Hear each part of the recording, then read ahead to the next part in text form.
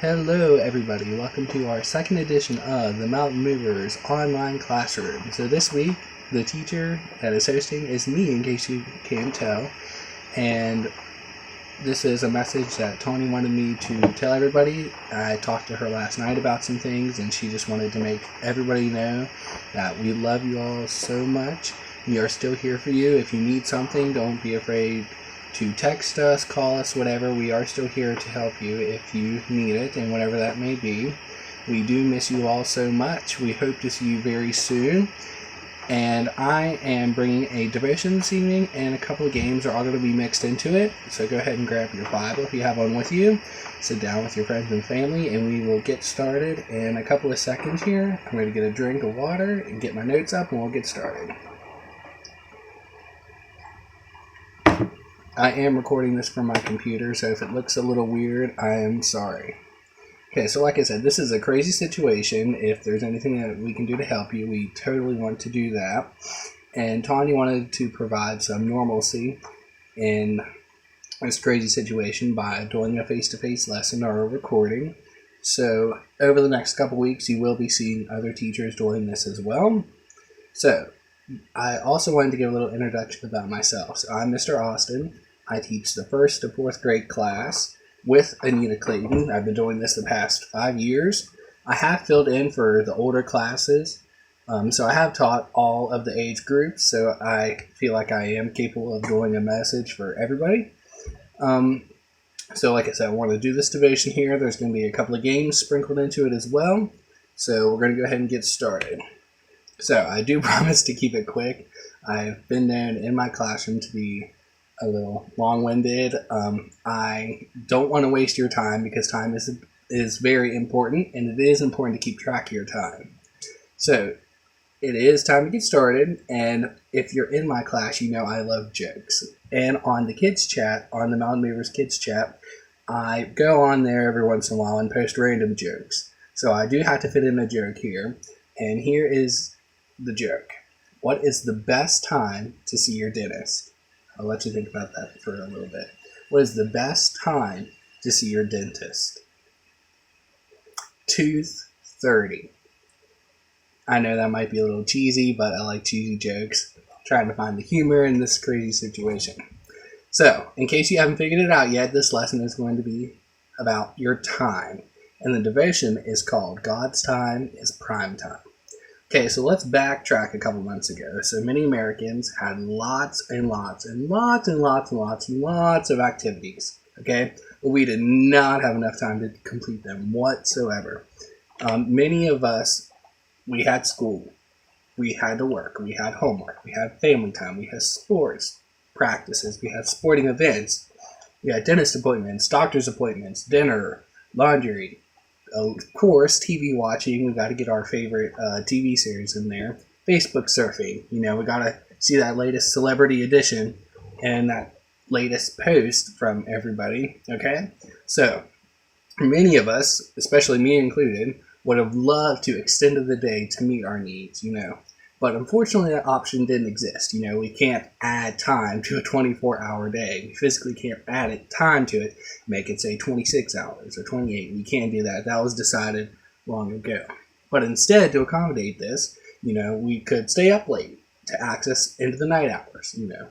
And us, as society, we found ways to do quicker things, to do tasks quicker as well. So, we have gotten so good at doing things fast and finding ways to improve our daily lives, so much so that we have become known as the now generation. And you may be sitting here thinking, what does that mean? Well, we need things done now. We need to go there now. We need to be there now. I want this now. I need this now. Okay? So I'm going to give you some situations, and I want you to think about this. Okay? So let's say you want to go to a friend's house. How would you get there? You know, think about it. We went from walking to running to riding a skateboard, then a bike. Then we hopped in a car, got on a train, rode a plane, and now we have fast-speed jets. Each invention allowed us to go and do things quicker. Here's another example regarding food. So I love food.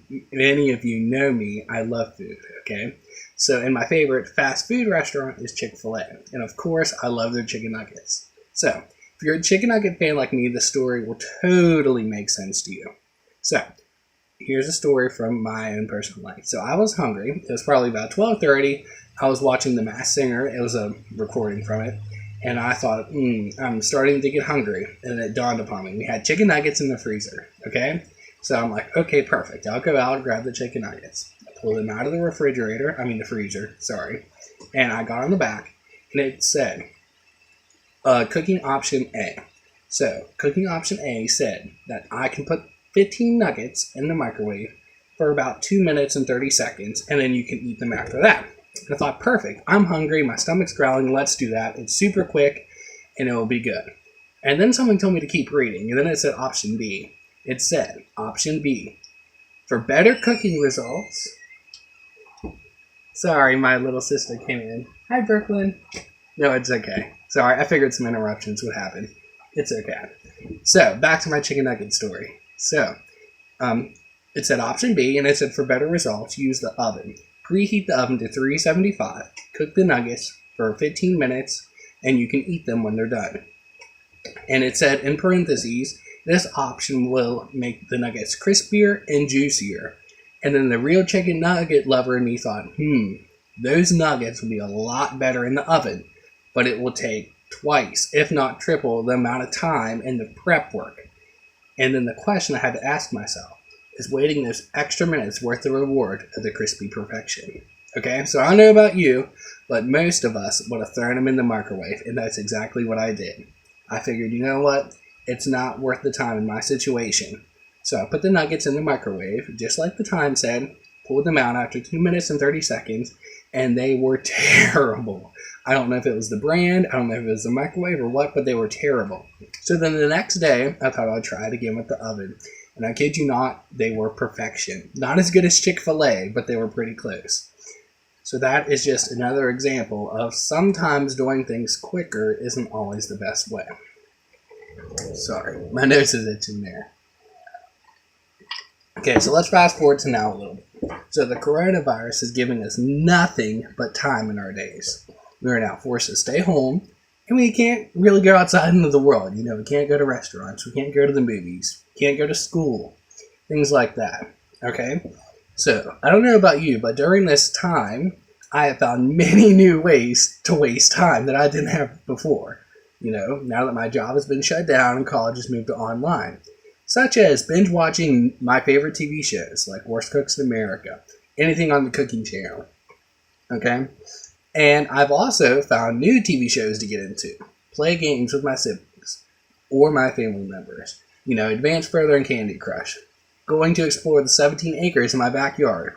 Sleeping well into my day. And that one's for you, Anita, because I know that we've both done a lot of that. Sleeping until 11, 12 p.m. in the afternoon. Maybe not a good thing, but we do it. And many of you are sitting here and you're probably thinking, oh, you forgot probably the most often thing that we do. And that is hop on the media, social media. Okay?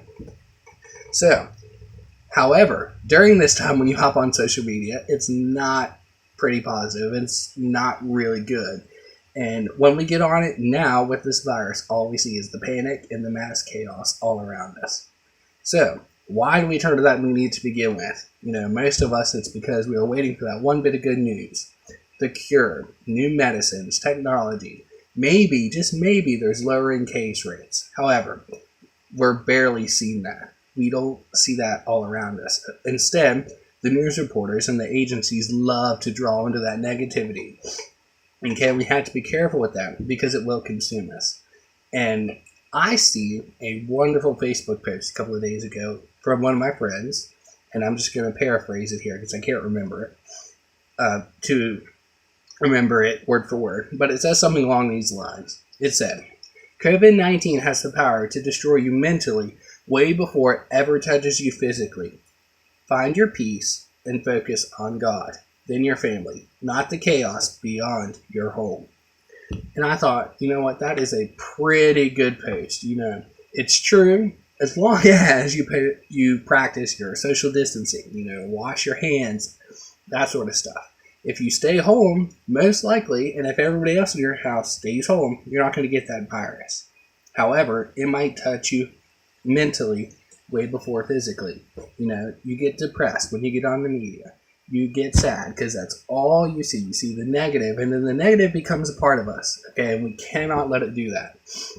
Okay, so I've been talking about all this time. So what is the magical answer on how we should spend our time during the situation? So that Facebook post I just mentioned covers a little bit of it. Okay, but let us look at an awesome person on how they used their time and was facing a similar situation back then.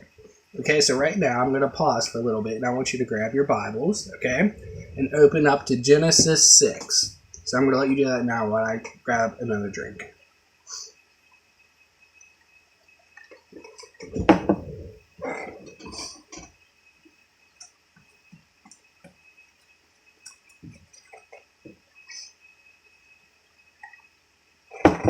Okay, so I'm going to read you the Bible, the NIV version. It is Genesis chapter 6, and I'm going to start with verse 9, and I'm going to read it from my computer. Okay, so this is the account of Noah and his family.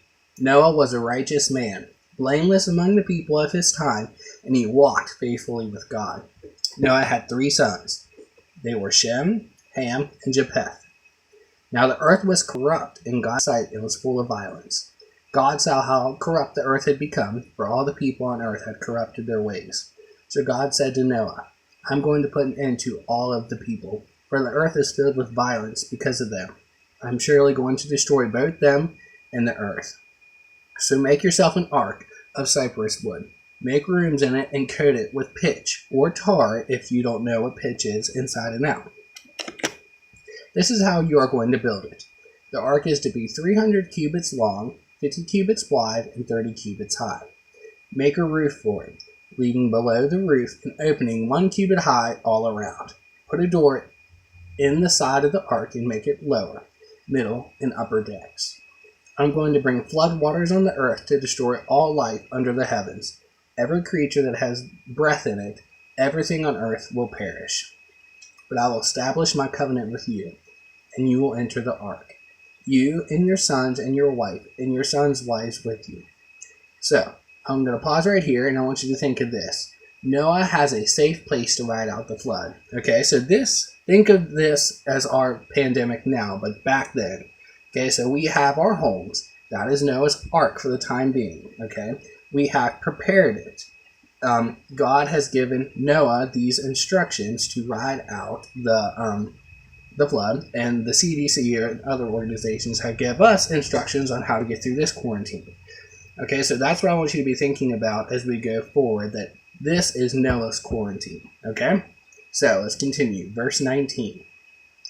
You are to bring into the ark 2 of all living creatures, male and female, to keep them alive with you. 2 of every kind of bird, of every kind of animal, and of every kind of creature that moves along the ground will come to you to be kept alive. You are to take every kind of food that is to be eaten and store it away as food for you and for them. Noah did everything just as God commanded him. Okay? So, at this point in the story, this could represent us going out to the stores, getting food, bringing them to our home, getting other materials, getting things stocked up as well to survive for the next couple of weeks. Okay? So now we're going to hop over to the next chapter, starting with verse 1. The Lord then said to Noah, Go into the ark, you and your whole family, because I have found you righteous in this generation.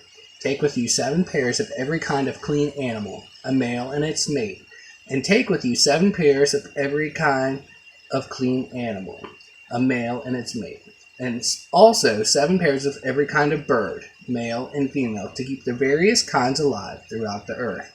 7 days from now, I will send rain on the earth for 40 days and for 40 nights, and I will wipe away the face of the earth and every living creature I have made. And Noah did all that the Lord commanded him. Noah was 600 years old when the flood waters came on the earth.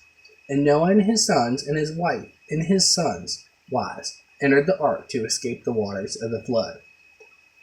Pairs of clean and unclean animals, of birds, and of all creatures that move along the ground, male and female, came to Noah and entered the ark, just as God commanded Noah. And after 7 days the flood waters came on the earth. In the 600 years of Noah's life, on the 17th day of the 2nd month, and on that day And on that day, all the springs of the great deep burst forth, and the floodgates of the heavens were opened. Verse 12. And rain fell on the earth 40 days and 40 nights. On that very day, Noah and his sons, Shem, Ham, and Japheth, together, along with his wives, and the wives of his 3 sons, entered the ark. They had with them every wild animal according to its kind, all livestock according to their kinds, and every creature that moves along the ground according to its kind, and every bird according to its kind, everything with wings. Pairs of all creatures that had the breath of life in them came to Noah and entered the ark. The animals going in were male and female of every living thing, as God has commanded Noah. Then the Lord shut him in. For 40 days the flood kept coming on the earth, and as the waters increased, they lifted the ark high above the earth. The waters rose and increasingly greatly on the earth, and the ark floated on the surface of the water.